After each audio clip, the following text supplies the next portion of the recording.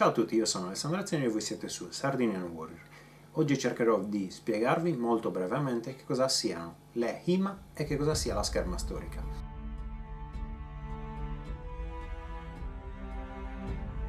La scherma storica è, ovviamente, come dice il nome, la scherma che veniva fatta anticamente o comunque in tempi storici. Si contrappone nettamente alla scherma olimpionica, pur utilizzando spesso gli stessi equipaggiamenti, almeno in maniera limitata. Ma qual è il significato di HIMA? HIMA sta per Historical European Martial Arts e significa in italiano arti marziali storiche europee. Cosa definisce il nome? Arti marziali, il termine ovviamente indica Marte, il dio della guerra romano, derivato poi da quello greco chiamato Ares, e ovviamente indica tutte quelle arti legate al combattimento e alla battaglia. Il termine European ovviamente indica quei trattati e quei manuali che ci sono pervenuti e che hanno un'origine europea. Il termine historical ovviamente indica tutte quelle arti precedenti alla scherma moderna. Come convenzione si utilizza come primo punto iniziale per le HIMA il trattato I-33 o primo 33 della London Tower. Questo trattato è considerato il primo manuale effettivamente conosciuto in Europa per quanto riguarda la scherma. Questo manuale tratta sostanzialmente del combattimento con spada e boccoliere. Boccoliere è questo scudo piccolo che veniva utilizzato praticamente come protezione per la mano armata.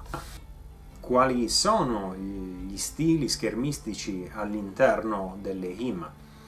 Gli stili schermistici non solo, perché HIMA può voler dire anche il combattimento a mani nude, come il ringen medievale, o altri stili come la pancrazio. Dipende da chi studia questi stili, se vuole essere considerato o meno facente parte delle HIMA. Ovviamente gli attrezzi da allenamento sono alle mie spalle e li vedete. La più famosa è la spada a una mano e mezza o a due mani medievale, che non va confusa, come questo modello, con quelle da rievocazione.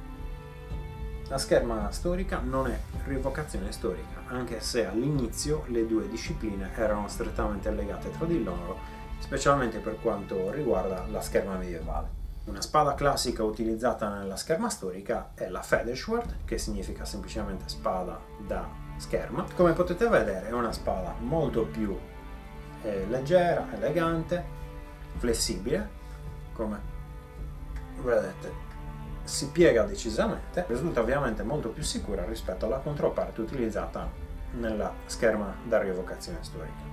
Scherma da rievocazione storica che ovviamente può essere distinta in due stili preponderanti. Giusto per saperlo, la scherma nella rievocazione storica può essere scenica, solo utile per far vedere alle persone il tipo di tecniche utilizzate, oppure può essere la scherma in armatura. La scherma in armatura è ovviamente quel tipo di combattimento che si fa in armatura e che veniva fatto specialmente nelle battaglie, nelle battagliole, quindi delle simulazioni di battaglie che esistevano già al tempo, e all'interno degli steccati, per almeno quanto riguarda Giudizio di Dio, o come magari lo conoscono molte persone per qualche telefilm, cioè duelli giudiziari in cui le due persone combattevano di fronte a Dio per dimostrare chi dei due avesse ragione. Chi perdeva non aveva ragione. La scherma storica ovviamente non utilizza solo armi metalliche, ma soprattutto agli inizi implica l'utilizzo di simulacri in materiali sintetici. Questo ad esempio è la riproduzione di una spada da lato rinascimentale in una sorta di nylon. Come potete vedere è molto flessibile.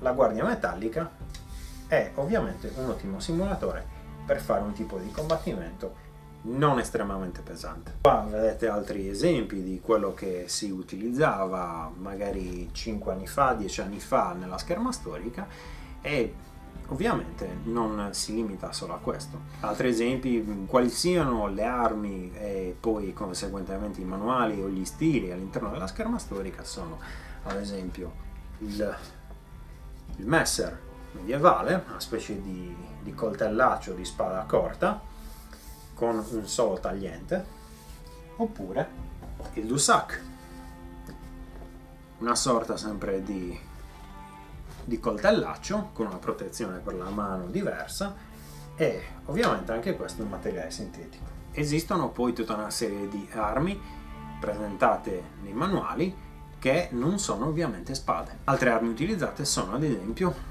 la daga, specialmente negli stili come la spada e la daga. Altre armi considerate dalla scherma storica sono ad esempio la daga, che come potete vedere è molto diversa dai nostri moderni pugnali, che veniva utilizzata per sfondare degli abiti utilizzati al tempo, che non erano ovviamente delle sottili magliettine, ma spesso tessuti molto grossi, oppure vere e proprie armature in tessuto. La scherma storica non studia solo armi come daghe o pugnali, ma addirittura si spinge a studiare armi come lance, giavellotti, addirittura asce. Probabilmente chi farà scherma olimpica riconoscerà subito quest'arma, che è una sciabola da allenamento.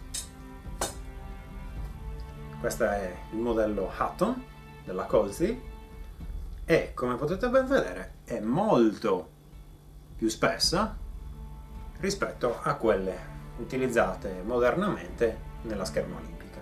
E potete vedere che anche la flessibilità sia molto diversa. Questo tipo di arma, ovviamente, che non si tratta certo di un'arma ma di un simulatore, richiede un tipo di attrezzatura e di equipaggiamento ovviamente molto più resistente e performante rispetto a quello utilizzato nell'ambito sportivo schermistico moderno. Avvicinandosi sempre di più alla scherma moderna, uno degli ultimi attrezzi che probabilmente riconosceranno i moderni schermidori, il fioretto o lo spadino, che come potete vedere è praticamente identico, almeno nella forma esteriore, a quello utilizzato nella scherma moderna. Cosa distingue quindi la scherma moderna da quella storica? Perché esiste un momento di passaggio in cui oggetti come questo venivano ancora utilizzati in un tipo di scherma che noi consideriamo storica, ma che è molto somigliante almeno nei principi di base, a quello che doveva essere la scherma olimpica. Sostanzialmente una differenza di impostazione, laddove la scherma storica implica sempre e comunque di difendersi dall'avversario per evitare doppi colpi o colpi dati successivamente al momento in cui si ferisce il nemico. Perché? Perché il principio base della scherma, come dice il nome, è schermarsi, cioè proteggersi.